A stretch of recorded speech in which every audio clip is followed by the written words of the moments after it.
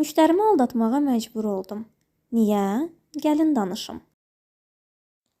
Xanım yazılmaq üçün müraciət etdiyində bir dırnağının zədəli olduğunu, amma ona da gel istədiyini qeyd etdi.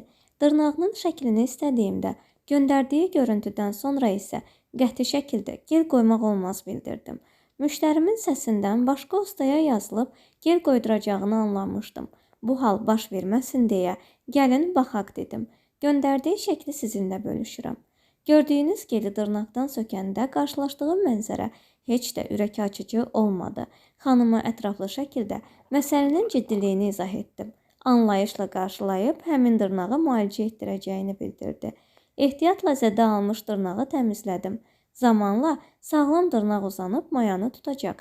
Bu isə digər dırnaqlarındakı işimdir. Bəyəndiniz? Fikirlərinizi mənimlə bölüşməyi unutmayın. Sizin fikirləriniz mənim üçün çox önəmlidir.